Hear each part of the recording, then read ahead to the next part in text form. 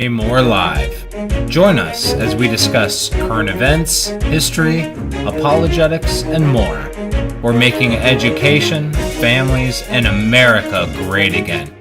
Here's Ray. Well, welcome, and I'm your host today, Ray Moore, and we're glad to be with you. We're still continuing on the topic of how to advance and grow homeschooling. And that's going to be our topic for a while. And it's a very important one. And we're glad to have a special guest today. Am I coming through pretty good? Hello. Yes, sir. Okay, great. And we've got a special guest today with us who is an old hand in homeschooling for many, many years, as I am. We got two old hands in homeschooling today. E. Ray Moore and Ray Sheen. And Ray Sheen is actually from Greenville, South Carolina, and we've known each other for a few years. We have been in some of the same homeschool associations. There's Ray's biography, and I'm going to take a minute and talk a little bit about it. It's got real outstanding credentials, but he's also a wonderful Christian man and a homeschooler to boot. He's been homeschooling, he and his wife Holly, since 1984. And they have two daughters, and both of the daughters went through homeschooling through, I think, the 12th grade. And then they did college online and homeschooling as well, which is a definite trend among some homeschooling now. And we'll ask him maybe to talk a little bit about that. Ray happens to be a graduate of the U.S. Air Force Academy and major in engineering. And what, you served 10 years in the Air Force after that? Yes, sir. 10 years in the Air Force and went to MIT. So both of those are pretty high-powered engineering schools, among the best, if not the best, as far as MIT in the nation.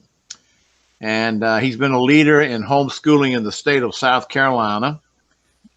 He's an author, written a book called Guide to Building Your Business Case. He has a small business, and he's published in the Harvard Business Review as well. So we welcome you today, Ray Sheen, and welcome also to your wonderful wife, Holly, who I'm sure deserves a lot of credit for the success of your homeschooling. The topic today is tactics and projects for homeschoolers to grow the homeschool movement during the COVID-19 crisis. And Ray and I are going to explore this together. He's got ideas of how we need to advance and make homeschooling very successful, more than it is right now. There's probably, Ray, would you guess about 2.5 to 2.8 million children that were being homeschooled before the pandemic crisis came? That's the number that we typically see being used in media. It may have been slightly larger than that. One of the individuals who's a good friend of mine who does research in this area, Dr. Brian Ray, he heads up the National Home Education Research Institute out of Oregon. He would have put the number at just slightly higher than that, and that's because in many states, there's not a requirement to register or report that you're homeschooling. And we believe that in some of those states, the number that's being reported is a little bit under what is actually happening. But it's still, I would say, between 2.5 and 3 million is the right number. Yeah, that's the number that I've been using. Of course, the government gives a lower number than that by far. But we know it's been growing before the coronavirus crisis hit the country. Well, what happened when about a month ago, Ray? I've been talking about it on this show, but give us your report. Well, what happened is that obviously people suddenly found their children at home, and in some cases they thought it was just going to be an extended spring break, an extra week or two, and then it quickly became obvious that many of the schools would not be reopening again, either not at all for this school year or not until sometime in May. And at that point, parents were asked to start doing some of the teaching. or at least being involved in the teaching, depending on the school district. In some cases, the teachers were still trying to get all the kids to log in and come into a virtual classroom. Did not work well in most cases. And so now in most cases, what they're doing is giving assignments to the kids and asking for the parents to help them. And then the kids will still touch base with their public school teacher or private school teacher. Again, it's there's some interesting things that have come out of that. One is that at least definitely in the elementary level, a lot of parents are suddenly realizing that their kids are only getting about an hour or two of real schooling a day. That's all it takes to get through the material. And the rest of the time that the kids were in school was really just all about crowd control. Getting people lined up to go to the bathroom, getting organizing the class so that they can pass papers out and pass papers in, and just the all of the crowd control stuff that goes on in the typical, in particular, elementary school class. You can get through all of the material you need to get through in a day within about an hour or two for most of the kids. Right, it's amazing, and a lot of parents are finding out that information that you just gave, and also that the system is pretty dysfunctional. One thing that we learned, a lot of the materials that they're getting through the public school is certainly not Christian. It's secular and pagan. In some cases, it's borderline pornographic, and I don't mean in the normal way we think of that term. It's they have a lot of sex ed and some of these kinds of instruction, and it's very explicit and really not appropriate for young children. And some of the parents are having to help their children with their lessons, and they're finding this on computer that's been authorized and recommended by the school. It's kind of shocking. One story we know of is we work with Alex Newman, who is a Christian journalist, and he writes a lot of articles on homeschooling and Christian schooling, and he himself is a homeschool dad. And he was on a very popular conservative radio talk show recently, and I won't name it because the host is a friend of mine, and he is a conservative, the host that is, and he has programs that deal with different topics. He may have one on the danger of the climate control agenda. He may have programs on the Second Amendment, on abortion and marriage, these types of issues. He deals with them all the time. And he has a number of programs that deal with the public school problem and how bad it is. And he kind of recommends homeschooling and Christian schooling himself. Well, we didn't know it, but he was public schooling his kids, but now they're home, and he was talking to his guest, Alex Newman, and complaining about the curriculum that his kids were bringing home, and said how shocked he was. And I told my friend when I heard the story, I said all he needed to do to find out how bad it was is listen to some of his past programs. So this is where a lot of parents are. They're just living in denial. They've got their head in the sand, and they just do not realize what's happening to their children at school. They just send them off and think everything is fine. And now they're finding out the hard way because the curriculum is coming home, and they're bringing this pagan, anti-Christian curriculum right into their living rooms. Are you finding this is a case as well in some of your experience, Ray?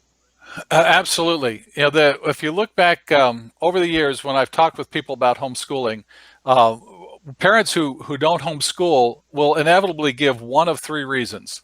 One reason will be, well, they have to work. Another reason will be they could never teach their kids. They're just not smart enough or don't know enough. And the third is they thought their kids were getting a good education where they were. Well, all three of those have actually been those reasons have been dispelled here with the coronavirus situation. Obviously, as they're looking at the curriculum, they're finding their kids are not getting a good education in many cases. Also, since many parents are now working from home and they're able to work from home, earn their paycheck, still do the work they need to do, and be with their kids, that excuse of, oh, I have to go to work, that one's been significantly reduced by a lot of parents because they're finding they can work from home. And the third one, the one of, oh, they could never possibly teach their kids, again, they're finding they really can. And so a lot of the barriers that have prevented parents from trying homeschooling because they had to work, they were intimidated by the thought, or they were convinced their kids were getting a good education, all three of those have now been lowered or eliminated. And so there's a lot more interest and a lot more willingness to discuss homeschooling than I've seen in the past. Right. And that's what this program is about today. We're going to be eventually getting into some tactics and projects that individual homeschool families might be able to utilize to try to enhance this. Because our dream and passion and belief is that several millions families will stay home in the fall when the coronavirus passes through. And I'm assuming, we don't know for sure, that it'll generally be over by the fall and school will reopen. And that gives us 3 to 5 months to make hay. We've got to really work, as I like to say, like a one-arm wallpaper hanger. We don't have forever to make our case. And over the years, Ray, I'm sure you've experienced what we have. We'll talk to people who are Christians in our churches and in our family and friends who are public schooling their kids. They love the Lord. They believe in Jesus the same way you and I do, but they still are doing it. And you try to urge them not to, and they gave some of the 3 reasons that you just put out on our program here. And so it's very hard to persuade them, but they are not against it. And now they're being forced to do it. And we think that many will hang around in the fall. Do you have any predictions or hopes for that? I know what mine are. I do think we will see a significant increase in homeschooling. Whether it's a 50%, a doubling, a tripling, there's an interesting statistic that last summer in New York State, the New York State legislature passed a bill that required anyone any child who is going to be in a institutional type school, whether it was public or private, if they were going to an institutional school setting, they were required to have the vaccinations that the state had listed. The state organization in New York saw their membership double within a month's time, and that was because of vaccination. It would not surprise me to see in many states a doubling or tripling of the number of homeschoolers that are now out there because, as we said, the barriers are down. They're finding it's fairly easy to do, and in many families, I'm now also hearing they're starting to enjoy it. They're starting to have some fun. Mm-hmm. Right. This is a lot more fun than they ever thought it would be. It's not the kids sitting at the table raising their hand to ask a question and sitting there for 6 hours a day. It's a lot more engaging and fun for the whole family. And I think the credibility and the belief that the public school system is a strong educational enterprise has really been diminished in the eyes of the public. I've got a family member who is actually nearly my age, and a couple of years ago he was substitute French teacher in a public high school in Aiken, South Carolina. He's very, very gifted and fluent in French, so he would substitute in this local high school 2 days a week just to get a little extra income. He was semi-retired, and it was to keep his French fresh. And in October, the main French teacher took deathly ill, and he suddenly was begged by the school system to step in and finish out the school year because they couldn't recruit a French teacher at that late hour. So he did. He stepped in and worked a full year as a full-time substitute. And he really liked it. He enjoyed it, and he really kept his French, and he really started loving and caring for the children. He was teaching all upper-level French in the 11th and 12th grade. So he took another year and was hired as a full-time teacher. He got all the benefits that a teacher would get. And I'm getting to a point here. He said, I've never seen a more dysfunctional system than the public school system. And I'm sure it's typical there. He said, I've never seen a system like this that crushes and destroys its workforce. He said the teachers, their morale is terrible. He said there are a lot of young women, even young men, that come into public school teaching. They may not all be Christians, but they're very dedicated. They love children. They want to teach as a profession. And he says after 3 to 5 years, some of them are just crushed and they just leave. And he said there were 2 young women in his school that worked 5 years as public school teachers, and they couldn't take it anymore and left and went to get a job at Walmart. And this is why there's such a huge turnover. We're having a crisis in public education nationally, where they're having to hire teachers in India and overseas, because the Americans don't want to do these jobs because the work environment is so bad. He says that the administration doesn't support the teachers. They beat them up constantly. He says, I had to go home at night and do these computer assignments, reports. It would take me hours to do them. And he says they don't even read them. And he says it's just incredible. And then they do not back up the teachers and discipline. The children are unruly. And it's just, the morale is terrible. So we know that that's true with the teachers, and it's a universal problem. And so the parents are finding out that this is going on, and their children in many cases don't want to go back. So I do agree that we're going to see a real uptick, and we just don't know how big it's going to be, but we pray that it'll be in the even tens of millions. Also, Ray, I mean, get your opinion on this. I think it could create a growth in private Christian schools as well. We're basically talking about homeschooling today, but what is your thought on that? When people go back, they may elect to go to a Christian school. I do think that that will still be a strong alternative, in particular for parents who they do have to go to a job where they have to go into work. They're on a manufacturing assembly line. You can't do that from home very easily. And so they'll say, we still need to find an institutional school system for our children, but they will be very disillusioned with what's happening or had been happening in some of the public schools. And so well, I don't want to spend all our time just beating up the public schools. Sure. I really want to focus more on how do we encourage the homeschooling, and that's really where I want to make sure people understand that they can, and that's the kinds of stuff I'd like us to focus on if we could. Okay, well, that's what I want to do, and I've got a lot of notes here for that. Okay, 50 million new homeschoolers in America alone. And so what we're doing with the Exodus Mandate and also the Christian Education Initiative is to try to create tactics, strategies, programs that will encourage many of these to continue in the fall. I want to talk a little bit more about Ray Sheen's credentials, because he's really could be one of the leading experts in the country, and certainly in the state of South Carolina. He's a member of many national and even a couple of international homeschool groups.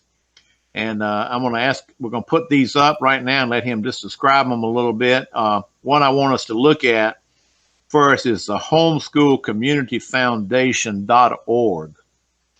And let's see, is that, yeah, there it is. And he's on the board of this. And this has got some of the top homeschool leaders in the nation. Let's hit the button "Who We Are" real quick in the upper left. And this is a fairly new group, isn't it, Ray? About 2 years old? Well, not even that. We formed this group actually last summer, and in God's providence, he led us to form this at a time where I now think we're positioned to really make a significant difference at this time. A community foundation, if you're not familiar with what a community foundation is, it's a nonprofit organization that will take funds and distribute those to other nonprofits. It's a way for people to invest in one spot to get the the funding then out to many different organizations.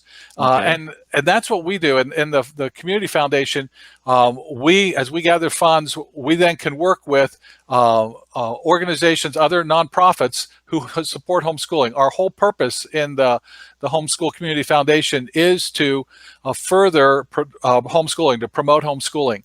And so we're in a position now for people who want to say, I don't know what exactly to do with homeschooling, but I want to do something. If they donate to the Homeschool Community Foundation, we are then working with local groups, state groups, local groups, special interest groups to do projects that will promote and encourage homeschooling in whatever area that they would be working with, whether it's working on special needs or with urban youth or in a particular state. And you can designate funds to go to a particular type of ministry or nonprofit. Incidentally, they don't all have to be Christian. They just have to be nonprofit. We are looking to support home education broadly with the Homeschool Community Foundation. All of us on the governing board are Christians, but we, like I said, we're looking to promote it broadly, and through any other nonprofit, we can reach out and encourage whatever projects they have and support those projects. Okay, scroll back up and you'll see the board, and you'll see Ray Sheen on the right, upper right. All right. All right, there's Ray, and then these are the governing board members. If you can scroll down again, you'll see Sam Sorbo. She's a famous actress. She's one of our advisory council or donor development council, helping us to identify people that can really provide, help us to reach out to the donor community. We then have another group that does the grant awards part of the organization. Well, it came along at a great time, and kudos to Ray Sheen for being one of the founding board members. So that's one thing that Ray's doing, and he's right here in Taylor's or Greenville, South Carolina, but he's working nationally with this important new organization, the Homeschool Community Foundation. So just want to point that out to you, and this will help the funding. Now let's look at another group that he's involved in, Global Home Education Exchange, and go back to his bio page. Oh, okay. All right. So we've got the website up there. Yes. All right. Just describe this organization a little bit for us, Ray. Sure. The Global Home Education Exchange was formed about 7 or 8 years ago, and it was to promote homeschooling on a global basis.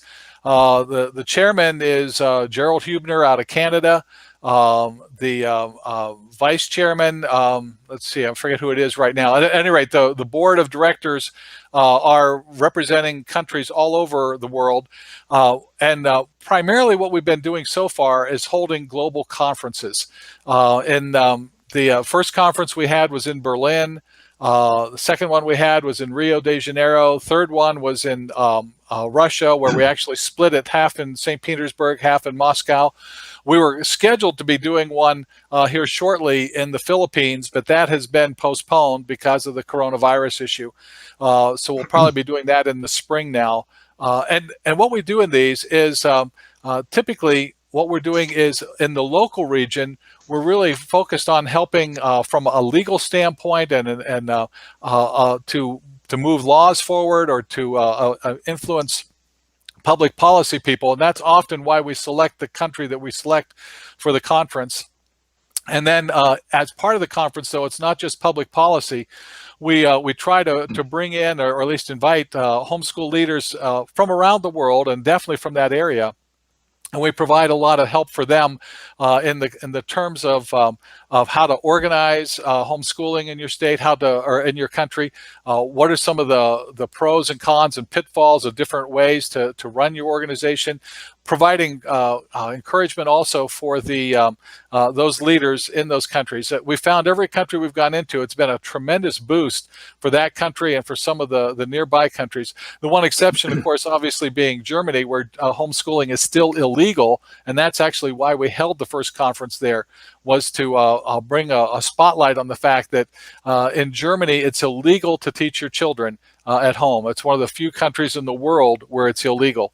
But at any rate, this organization is, we've been developing national organizations in countries all over the world and providing resources, connections. Often then when they start to have their conferences or their meetings, we provide speakers that go out to work with them and help them to really get the movement going in their country. We're finding homeschooling is blossoming in many countries. I'll use an example because we recently had the conference there in Russia.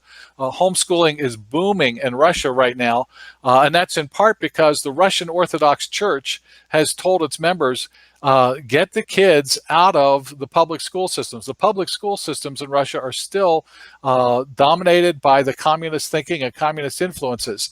And so the Russian Orthodox Church is the biggest promoter of home education in Russia. That is incredible. I knew it was growing, but I hadn't heard that about the Russian Orthodox Church. And that's an incredible thing. And it's also growing in China, as you know. And right. We've got outreach in China with the Christian Education Initiative. We've had some of our members have had books. Israel Wayne has had 2 books translated into Mandarin, and they're actually circulating online right now in China. And my wife and I wrote a book some years ago called The Promise of Jonadab, and it's been translated into Mandarin and published in China and selling there.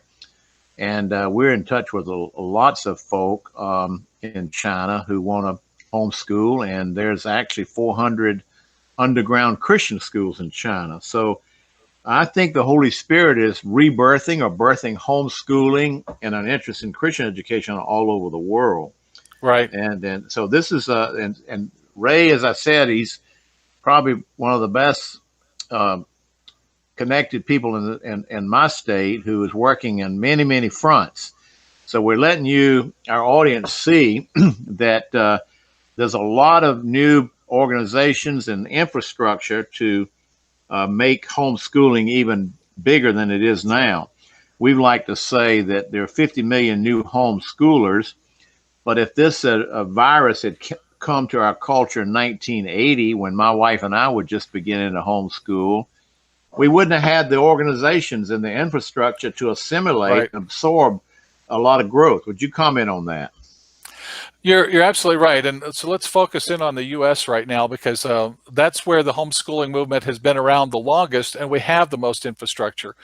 And one of the things that I would say within the United States, because every state's education law is different, it's really important within the U.S. that if you're looking at homeschooling or thinking about promoting homeschooling, you have one of the state organizations. The way we homeschool here in South Carolina from a legal standpoint is very different than just Georgia, North Carolina, Tennessee, any of the neighboring states, and that's true all around the country. Every state law is different. And back to the global home education for just a second, in many cases, there's a national education law. And so they're dealing with home education at a national level.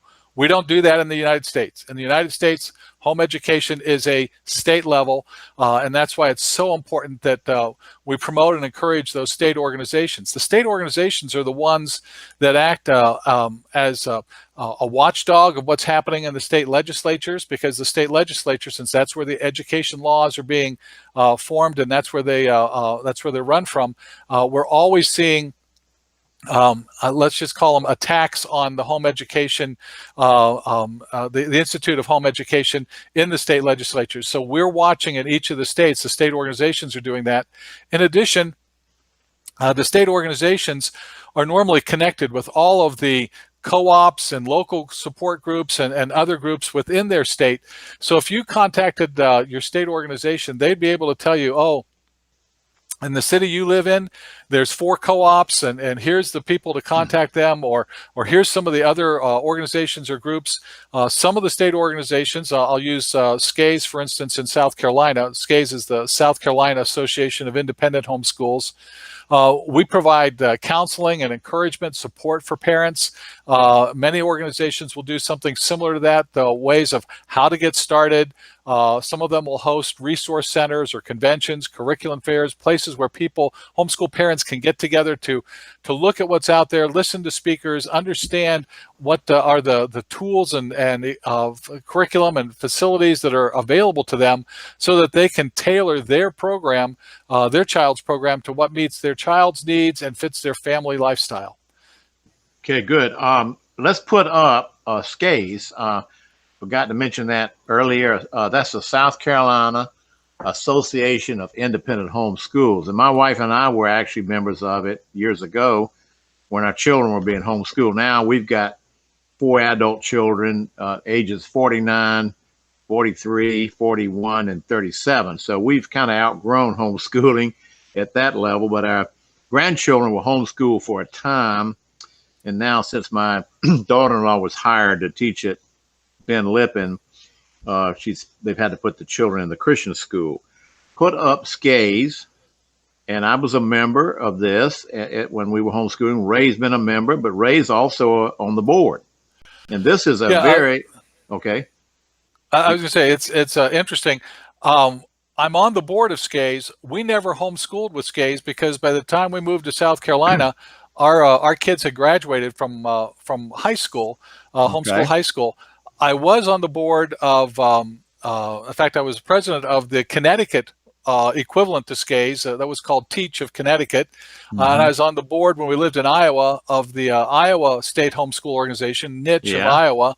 We know them. And what was helping to form the original state organization up in Pennsylvania. When we lived in Pennsylvania, that's when the home education law was passed there. The legislator who was the sponsor of that bill went to church with us, and we worked with him, helped get the bill in place, helped get things organized and going there in Pennsylvania. We actually have homeschooled in 4 different states, South Carolina not being one of them.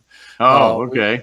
We started our homeschooling in California, then went to Pennsylvania and Connecticut and Iowa, and then back to Connecticut again. So we homeschooled in many different states, and have seen lots of different state laws because of that. That's why I feel it's so important that you connect with the state organization, because that's where you really understand what's happening locally for you, and what's going to impact how your homeschool needs to operate or will operate to I don't encourage people to violate the law. I think because it's now legal in every state, you can easily homeschool legally. So do so. There's no need to. At one time, you would be incarcerated for homeschooling. That was back in the 70s and 80s in many states where it was illegal. Not the case now. So there's no reason not to just abide by the law. It's not going to be. It's not going to be onerous for you, and it's a good testimony in the community. Well, South Carolina was birthed in a period of controversy. At one time, SCAES, this group was birthed. We had more litigation for a period of time in South Carolina, all 50 states combined, I believe.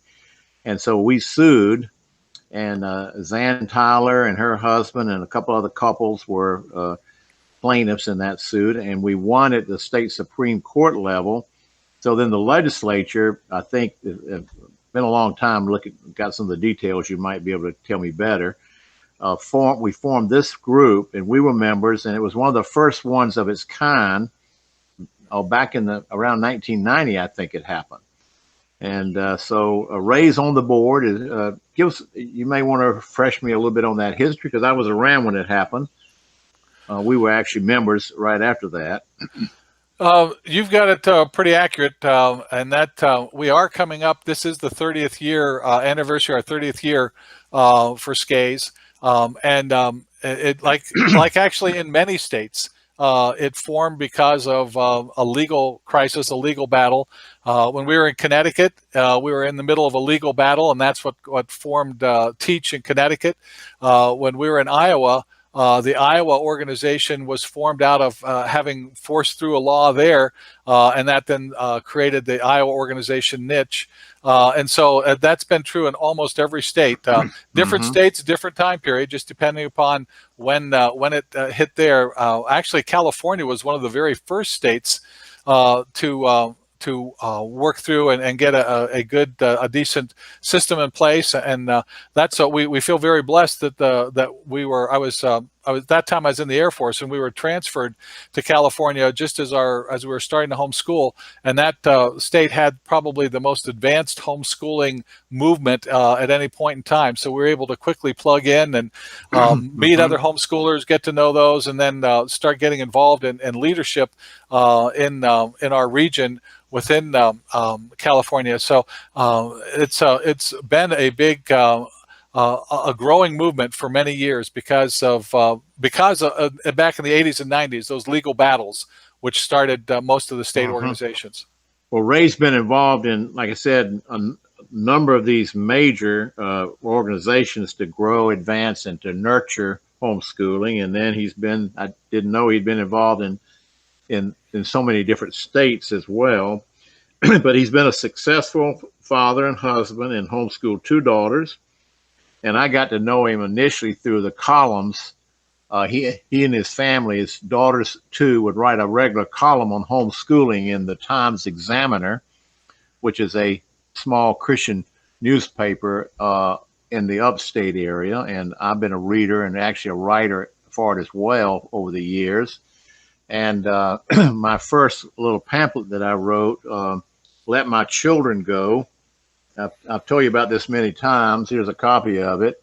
It was my vision for the Exodus Mandate, and I wrote that and published it in 1995. Wow. And it was initially published in the Times Examiner.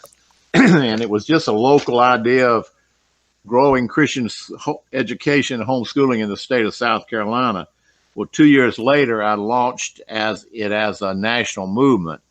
And, we're just part of a mix of dozens, if not probably by this time, hundreds of similar ministries, but we played our role. And so I wrote for the Times Examiner too, just like Ray and his daughters have. And they've done a wonderful job, and they've kept homeschooling before, thousands of Christian families, particularly in the state of South Carolina and the upstate. So thank you for that. And that's how I first got to know about him and his family. All right, let's take a look at to that point, if I can, Ray, for just a moment. Many of those articles that we wrote over the years for Times Examiner and for other state organizations, because we've written and spoken at conferences, we have compiled those into a blog called homeschoolfamilyforum.com. Right. And homeschoolfamilyforum.com is a great place if people want to go take a look at those and just pull any articles. And quite frankly, we encourage people to link to those, to pull up any article you want, republish them if you'd like. There's a lot of perspective, both as a home educator, as a parent, and a homeschooled student, as my daughters wrote. As you mentioned, they've written many of those. And so I'd encourage anybody who wants to go see the Homeschool Family Forum. Okay, well, put that. Oh, great. You got that up. I was always a reader. I didn't always let Ray know that I was reading it, but I read that newspaper. It's a weekly, but it has a real loyal following in the state of South Carolina, and I understand 700 to 800 people out of state get it because it tailors to our community. Right. And so this family is a worthy family for our audience to go, because they've covered all the different nuances of homeschooling as a way of life. And it's really more about a way of life as it is about schooling.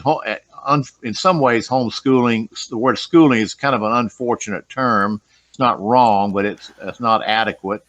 I think we could be looking at call it discipleship or biblical parenting. There's a lot of other terms, home education, but we've kind of got labeled as homeschoolers, and it's probably not going to be able to undo it. But it's really more than just schooling, isn't it, Ray? Absolutely. When people ask me to describe it, I use the phrase, it's home-based, parent-led Christian discipleship education. Right. That's a big mouthful, but it is based in the home, although it isn't only in the home. We did lots of field trips, and a lot of people do a lot of field trip or out in the community activities. It's parent-led, and so that distinguishes it from some other forms of education. And one of the reasons why you want parent-led is the parents really know the child the best. They understand that they have that loving concern and are really the best equipped to understand what's happening with the child and to take advantage of those, as we hear, teachable moments. As Christians, we do believe that all of our education should be grounded in the Bible, grounded in the Word of God. So Christian discipleship, education, and I mention both those because I believe that the character building is equally important with the academic growth. We're not just trying to get people who are smart. We're trying to grow mature men and women with strong Christian character, ready to lead in their family, their community, and even broader as the Lord leads them. How old are your daughters now? One daughter is 43, the other is 40.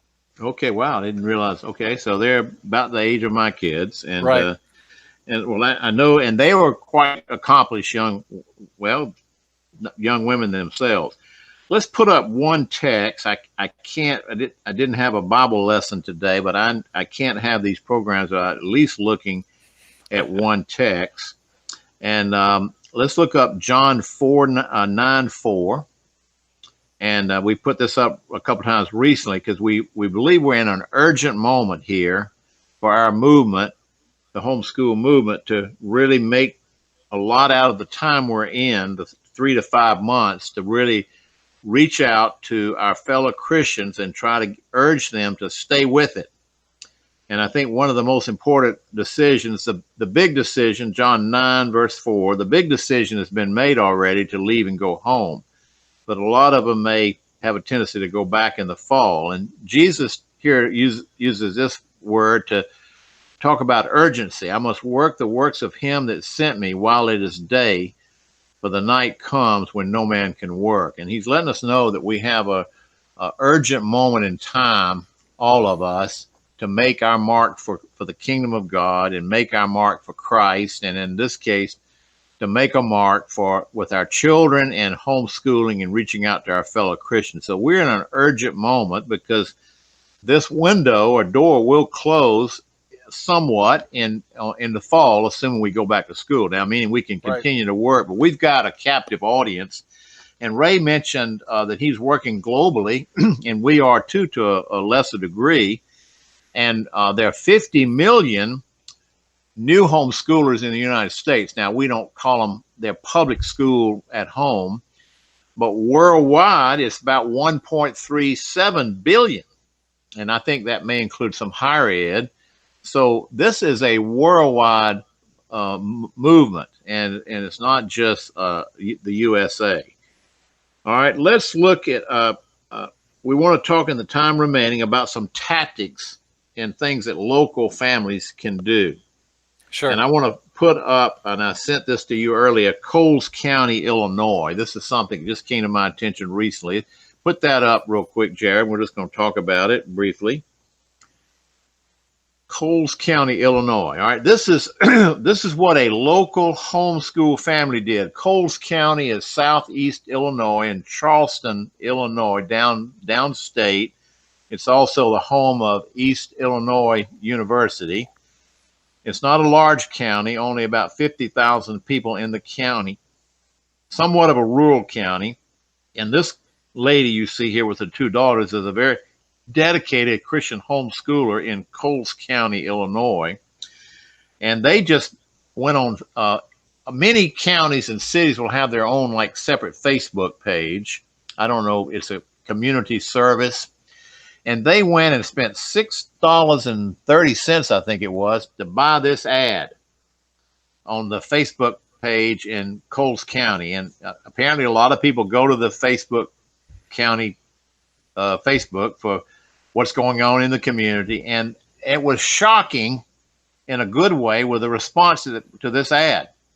And they just were saying, we're happy and look at, don't send them back in the fall. And this is a homeschool family. And they had an overwhelming, strong response. And you can see some of the data on the right side of the page. After one day, they had 524 people tapped on it. And they had about 25 likes and 25 loves. Now, I got a report from my friend yesterday, and he said, Ray, it's now gone to 2,700 families opened it in the county. Now remember, there's only 50,000 people in the county. And this family, this couple, they're being contacted for help to how to keep going in homeschooling. Scroll on down and see the next part of it. Jared, can you scroll down? I think, yeah. And these are the ads they're running. So they're gonna invest $50, Ray. Not very much, is it? Right. To try to reach their county. And the point we're making here is that we think a tactic like this, a local family, this could be done all over the country. Thousands of homeschool families in your neighborhood, in your county, could invest in ads on Facebook and reach out to hundreds, if not thousands, of people in their community who are right now struggling with what am I going to do in the fall? And they don't know anybody in the homeschool movement. They maybe have heard of it, but they don't know what to do. They don't know what curriculum to choose. So a lot of what we have to do, Ray and I and the people that we're associated with, we've got to reach out and encourage them that they can actually do it. And right. this family, I think, is going to spend $50 now and keep it going in Coles County, Illinois. And I just pass that on as one idea or a tactic or project. You have any thoughts on that, Ray? Well, it's a great way. It's a great tactic, a way of encouraging people and connecting with people. Let me throw a couple others out that are out there. There are now several different online homeschool conferences or conventions, people sponsoring those. There's one that's going on actually right now. It is sponsored by the Colorado State Organization, but if you sign up and you provide your address, the Colorado will send that address to the state organization from whatever state that you're from, so that they can then do follow-up with you to help you. And in those, you can hear from different speakers and on topics about how to homeschool high school, how to teach math, the impact on just your family, how to organize your day. Lots of different topics, plus it gives you connection into many different curriculum providers. Right. That's one technique, or one thing. Another technique or another help that's out there, homeeducator.com. This was it's a site that was created by the Texas State Organization, which once again, as they get people, as people sign up, they pass the information out to the other states. And here they just go through the basics of what do you do to set up your school, how do you get going. Something we have right now, just again, a way of encouraging and helping here in South Carolina. We've got a little a COVID memory book. A COVID virus memory book that at an elementary level and a high school level, if you contact SCAES, we can send that memory book to you. And it's just a way with your kids to talk about what was going on during this during these couple of months, and what are some of the things happening in our family, in our community, and it's just a way of engaging and talking. And the great thing about something like that is it also gives the kids a chance to write, to be creative, but also check their grammar, their spelling. You can you turn it into a unit study where they're now we go back. In fact, the high school version goes back and looks at the Spanish flu from 100 years ago, so it brings in history and literature. So it's just a great way to combine all that and turn that into a school exercise. And my point is that there's lots of these kinds of tools and techniques, ways to reach out to help people. And I think any of them are good. If you connect with someone, that's what makes a difference. Once you've connected, then people have someone they can talk to. I mean, even in, I'll use in our local church, we created a network so that families who are suddenly homeschooling and are struggling a little bit, uncomfortable a little bit, some of the experienced homeschool families have offered a buddy system to come alongside and ask me questions. If things aren't going well on something, we'll help you with that, or we'll tell you how we did it or are doing it with our kids. Yeah, that's wonderful. That's a great idea. I wrote that down, the buddy system, and because right now there's 6 million homeschool alumni. That would include ones that are doing it now, and then ones that did do it, and they could be like consultants.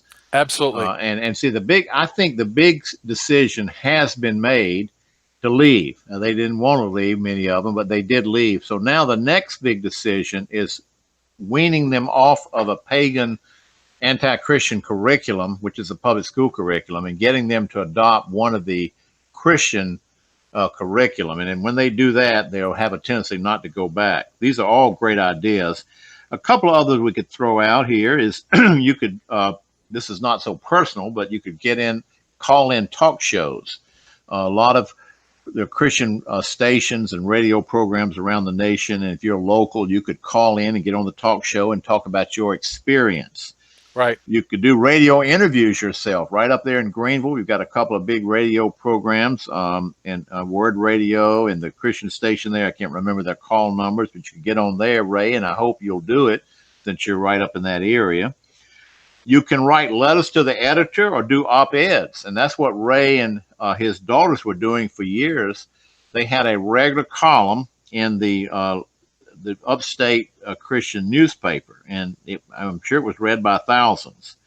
The group in Colorado, that's Kevin Swanson's Generations, right? No, I'm talking about the state Homeschool organization, Yeah, okay, which right. is Well, the Colorado Home Educators of the Christian Home Educators of Colorado. Check. Yeah, right. Check He was. I .org. think he was a founder of that. I used to be affiliated with it. He was the president at one time. He Yeah. wasn't the founder, but he was the Okay. president at one time. Yeah, we know him, and we know that group as well. We've always Right. we had a booth there for the last few years. Whenever they meet, we Yeah. show up. Kevin's a great man. I Yeah. worked with Kevin from time to time, and Yeah. he's a godly man and with a great Mhm. vision. All right, let's see. I guess we're kind of wrapping up here. We still have about 5 minutes. Give us some more insight, Ray, and what needs to happen here in the next 3 to 5 months.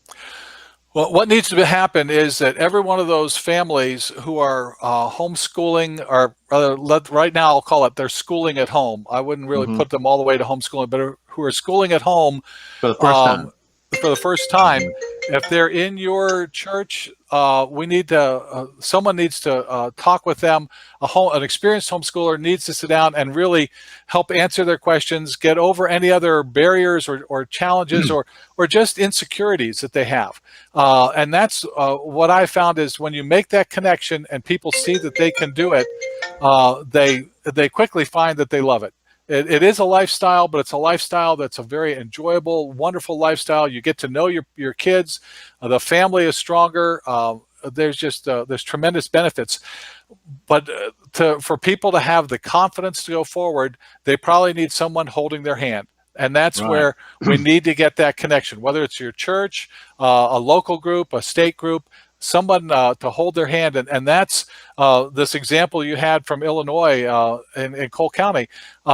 People are contacting them because they want somebody to hold their hand. Right. And that's where, once again, if you go to the state groups, if you go to the co-ops, the co-ops are a little bit iffy right now because they can't meet either.